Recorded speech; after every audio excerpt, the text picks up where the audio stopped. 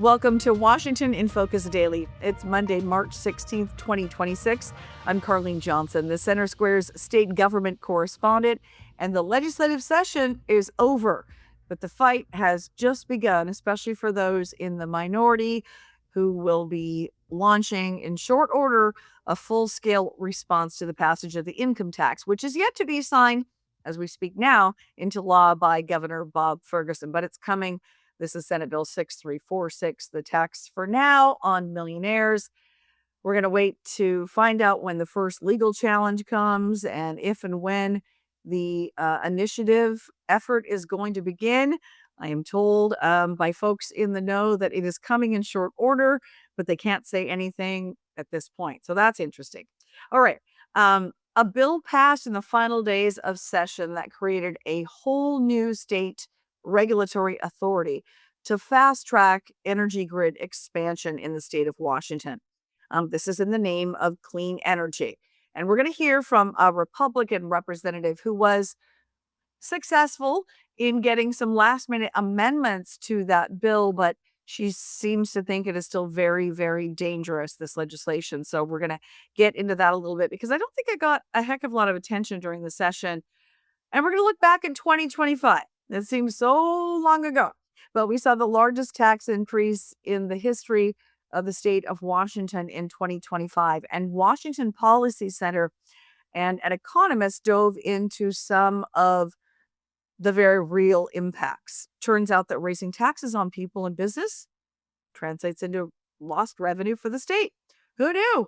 We're doing it again. But in this case, we're talking billions of dollars in lost revenue for the state of Washington. And again, this is based on 2025's tax increases. Nothing to say about what is coming for 2026. And then finally, a potential conflict of interest in the press credential saga. It seems legacy media organizations, we hit it on this last week, but they are in fact funding the legal team to keep some members of the media from getting press passes during the legislative session. So, lot to unpack. I'm going to try to get in right away. So here we are waiting on this Monday, the 16th of March, for Governor Bob Ferguson to sign the income tax for it to be officially law. I don't have any real exciting news updates.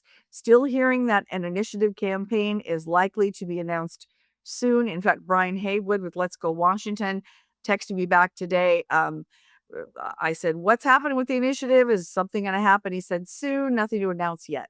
So I have a feeling we'll be in the know as soon as that is happening, but nothing new as far as the initiative effort goes on that front. But quick reminder, both Washington state residents and non-residents can be now subject to this new millionaires tax that passed at the very end of session last week in Olympia.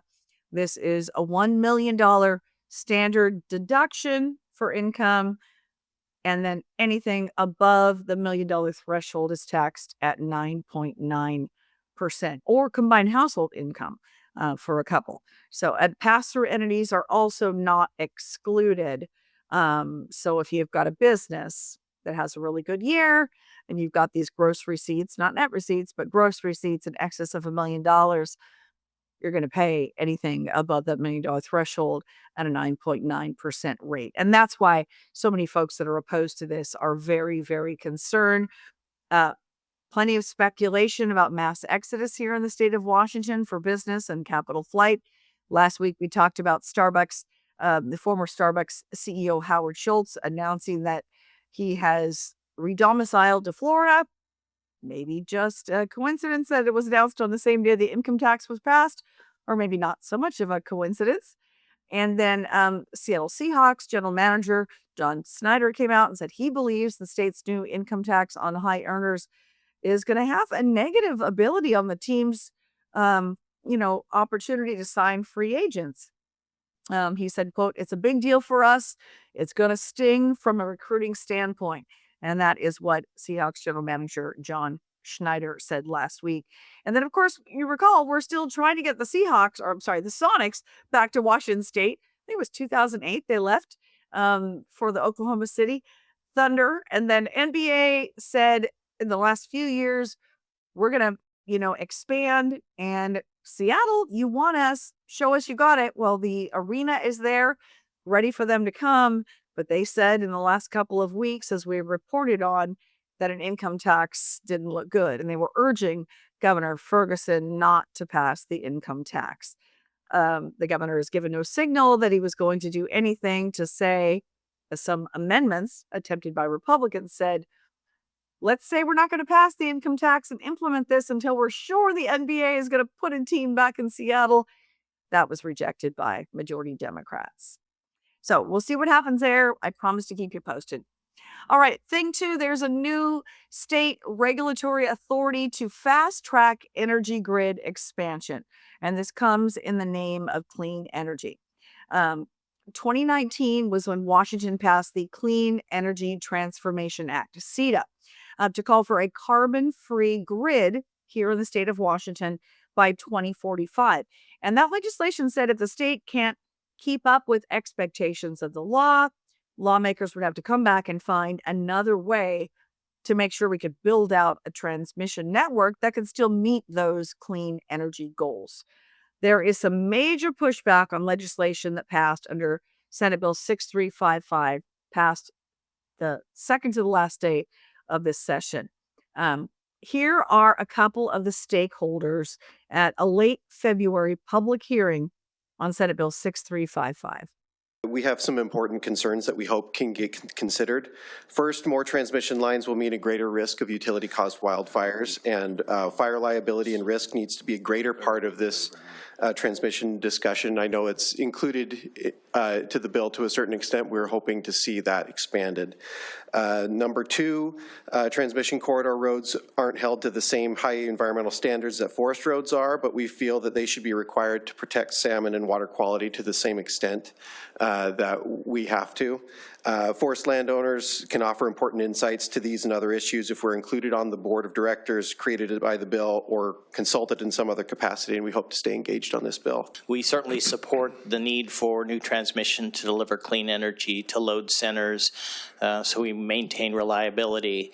Where we think this bill misses the mark is it really doesn't get at the primary issues of building transmission, which is the extraordinary uncertainty in time for siting and permitting. We appreciate there's language in the bill to consult with existing transmission owners and to defer to private developers that may want to embark on priority projects. But we think the state might have a better role in terms of facilitating some of the pre-construction phase of transmission development, which wouldn't necessarily require standing up a new authority. Thank you. Now, the Seattle Times put out an editorial in support of the bill, basically saying that, we need to protect the grid. We need to expand the grid. Clean energy goals are most important, but we need to have this new regulatory board so that we can make sure these things happen. We don't roll back our clean energy goals because at this point, we've already got a grid that can't hold up to the rapid expansion of data centers. And when we have super hot days and everyone's running their AC, or super cold days and all of us have our heaters running overtime. So Seattle Times put out the editorial supporting the legislation. Representative Mary Diab Pomeroy spoke to me on Thursday, the last day of the session last week. She is the ranking Republican on the Senate Environment and Energy Committee. This bill should have come up through her policy committee. It did not. Instead, it went directly to a fiscal committee because there was a cost with this new board. So she spoke with me last week about her concerns with the bill. The motivation is to build enough infrastructure that they can incentivize more wind and solar being built in Eastern Washington. But what the bill does is that it creates a state electrical transmission authority, and that transmission authority has a tremendous amount of power in terms of how much authority they have for developing corridors, using eminent domain. It contemplate that the transmission authority could actually build and own transmission if they can't get partners or industry. But the way transmission is done now, it's done through private sector companies. Why do we need to make a new bureaucracy when we've heard all year long, the budget, the budget, the budget, we don't have enough money. One of the things that really troubled me about it was that when I reached out to the counties that would be affected by having these transmission corridors, they were really not aware that this bill was even being considered and what it did. So, what this new power grid authority means for landowners in central and eastern Washington is what we are going to be watching for. Eminent domain is the big red flag here for opponents, in the name of putting all this new grid power in, we're needing to take your property at whatever rate. So, that's going to meet some major opposition in central and eastern Washington. And as Dodd pointed out, we've got counties in much of the state that had no idea this bill was even coming. So I know there's going to be major pushback. We're going to be watching for that for you. We're still adding up the tax damage from last year's legislative session. 2025 seems like a heck of a long time ago already for some reason. We've got a new income tax coming. We'll see if that gets implemented. Some other tax breaks like those on data centers that were rolled back this session. They put real estate excise taxes, death taxes back to what they were in 2025, still among the highest in the nation at 20% for those that die very wealthy. But there is a real sense that we're just now beginning to see the ramifications of the largest tax increases in state history that were passed in 2025. So Washington Policy Center partnered with an economist recently to run the real impact numbers and to say not just what the impacts are for you and me or for our businesses, which can be devastating enough, but what this is doing to the state coffers. Because every time these bills are passed in the name of raising taxes, it's going to make things better somehow for business, make things better somehow for the economy, and translate potentially into more money coming into the state coffers. That is apparently not going to be what's happening as a result of 2025's tax increases. And as I mentioned, Todd Myers and Washington Policy Center partnered with a reputable economist who the lawmakers have even partnered with many times and ran the numbers. Here's what he said. I don't think anybody had really done a good estimate of the impact of the tax increases. Again, they were the largest tax increases in state history, and nobody had done an impact. An economist reached out to me who had incredible credentials, has done work for the State Department of Natural Resources, a variety of other folks. So that even the state of Washington has used him to do this kind of analysis. And so I said, it'd be really interesting as if we did an analysis of last year's tax increases. And he said, yeah, we can do that. So he ran his model, which is a standard model. And these are the results, which is that in 2026, it reduced, the projection is, based on the model, that it would reduce Washington state GDP by more than $4 billion, $4.4 billion. And in 2029, by $11.3 billion. So really a huge impact on what the GDP growth could have been. So Washington Policy Center and Todd Myers assert the legislature has kind of painted itself into a corner here with consistently large increases in spending that then require large tax increases to keep the budget in balance. And those tax increases make the state more expensive and depress economic growth to create jobs. And it's just this vicious cycle that we seem to be in here in the state of Washington. So again, this is all just from last year. And some of that stuff is just now, coming into fruition as far as effects go.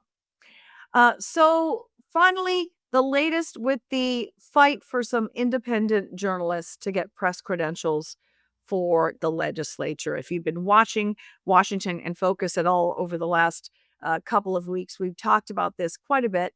And in part, that's because we've had a dog in the fight.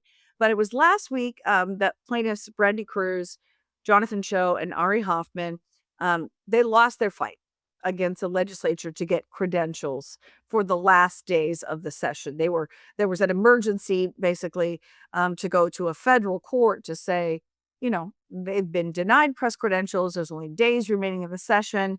We should go and grant them that. So the arguments were in federal court last Monday.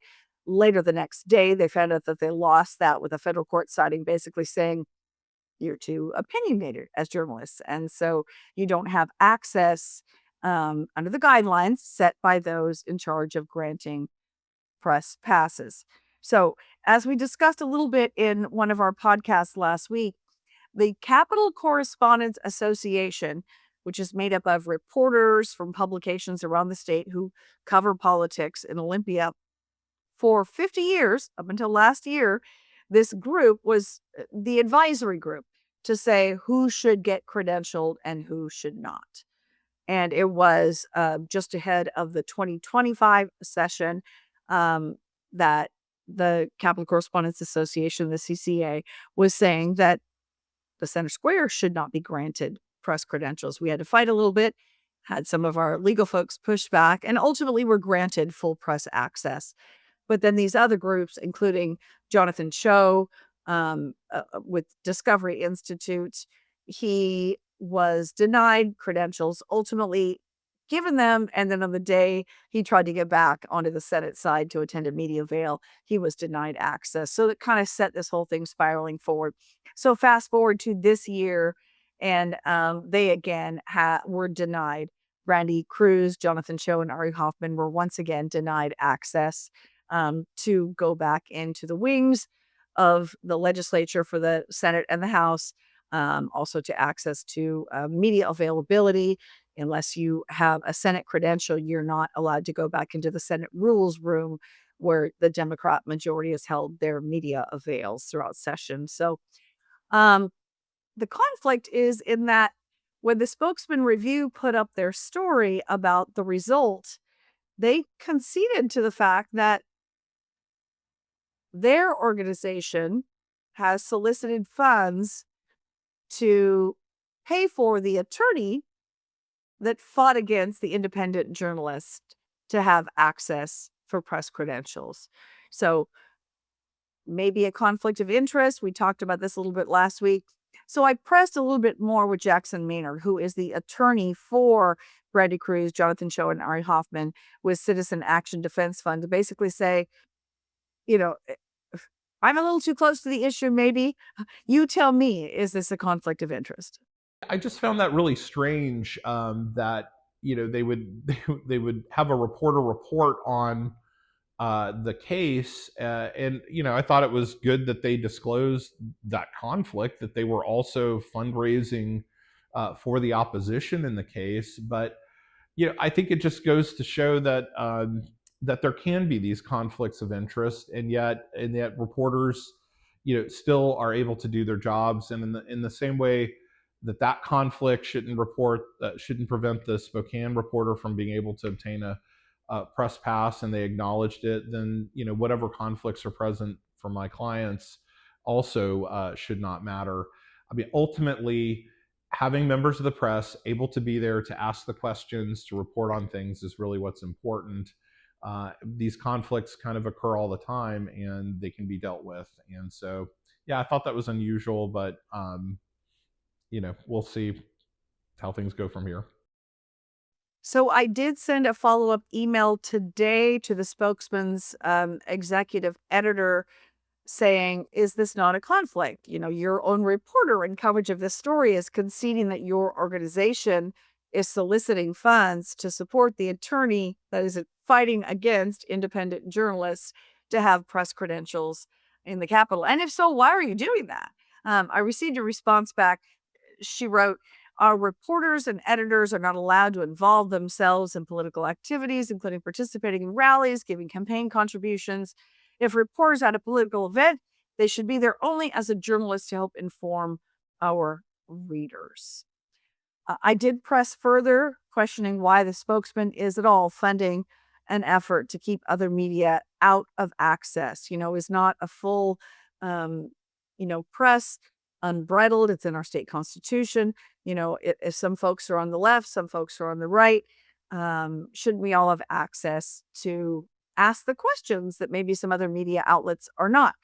And I did not, at the time we're recording this podcast here on Monday, receive a response from the spokesman. But if I do receive further updates, we'll bring that to you in tomorrow's episode of Washington in Focus Daily. So that is a wrap on today's episode. Now, tomorrow, I want to tease you, we're going to have a couple of lawmakers talking about some of their wins. Republicans did get some bills passed and held back some other bills they felt were really bad. We're going to get into some of that. I have some interviews with a couple of those lawmakers today, including Senator Perry Dozier, who called me right before we're recording. I said, I can't talk to you. I'm doing the podcast. Leave me alone. So we'll bring you what he had to say tomorrow for sure.